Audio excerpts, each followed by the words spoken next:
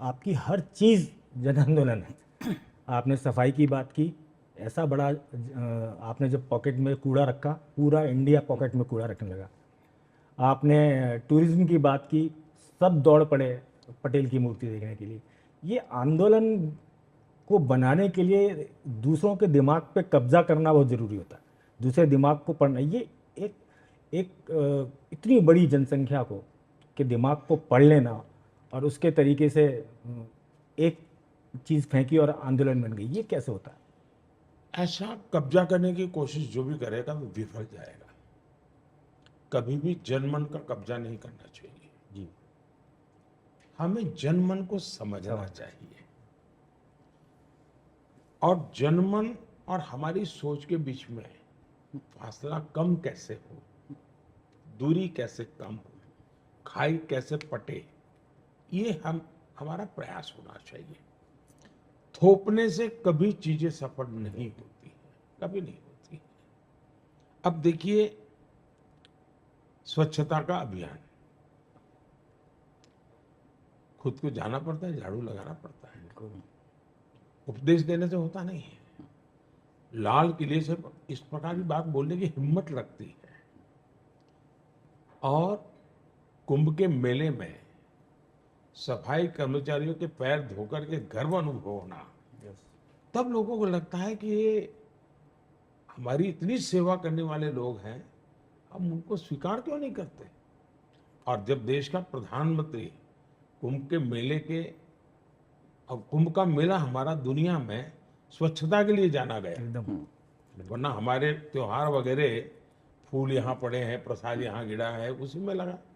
एक बड़ा paradigm shift था। बिल्कुल। और जब मैंने वहाँ के कुंभ के मेले को जिन्होंने स्वच्छ रखा, उनका सम्मान करने का मेरा तरीका था, मैंने उनके पैर धोए थे। समाज के अंदर एक मैसेज जाता है कि भाई इस देश में हर व्यक्ति महान है, हर व्यक्ति मूल्यवान है, कोई नीचे नहीं है, कोई ऊपर नहीं है। देश का प्रधानमंत्री अगर जिसको कल तक जिसको आप नीचा कहते थे, उसके पैर धोने में गर्व अनुभव करता है, आप एक बहुत बड़े शॉकिंग ट्रीटमेंट भी कभी अपने व्यवहार से देते हैं इनको। उसी प्रकार से कंपटीशन का वातावरण बनाया मैंने कि भाई बताओ भाई कौन सा शहर सबसे ज्यादा स्वच्छ होगा, कौन सा टूरिस्ट डेस्टिनेशन होगा। तो ये करना पड़ता है। जैसे टूरिज्म की आपने बात कही, इस देश में एकता के मंत्र को जीना चाहिए, क्योंकि देश विविधताओं से भरा हुआ है। हमें विविधताओं को सेलिब्रेट करना चाहिए, लेकिन विविधता में एकता, इस मंत्र को कभी भी ओझल नहीं होने देना चाहिए। तो मैंने क्या किया कि जब स्टैच्यू ऑफ यूनिटी मेरे मन में था, सरदार पटेल साहब का बहुत बड़ा स्टैच्यू बनाना है। और मैं जब बड़ा सोचता हूं तो अब मान के चलिए दुनिया में सबसे बड़ा मैं सोचता हूं। मुझे कोई चीज यानी मेरी प्रकृति में है, तो मैं मानता हूं मेरा देश बड़ा तब होगा जब दुनिया को, अच्छा दुनिया में सबसे बड़ा यहाँ है, दुनिया में सबसे बड़ा यहाँ है, तो लोगों को उसका लगता है। तो देश की एकता में सबसे बड़ी भूमिका सरदार पटेल की थी। तो मैं स्टैच्यू का नाम कोई भी रख सकता था, लेकिन मैंने नाम रखा स्टैच्यू ऑफ यूनिटी।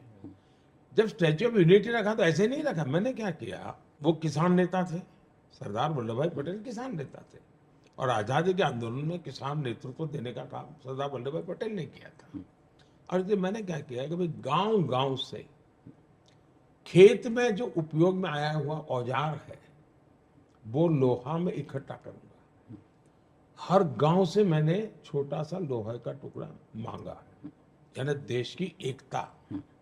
फिर हर गांव से मिट्टी मैंने ली, उस लोहे को हमने मेल्ट करके सरदार पटेल स्टैच्यू में उपयोग किया है।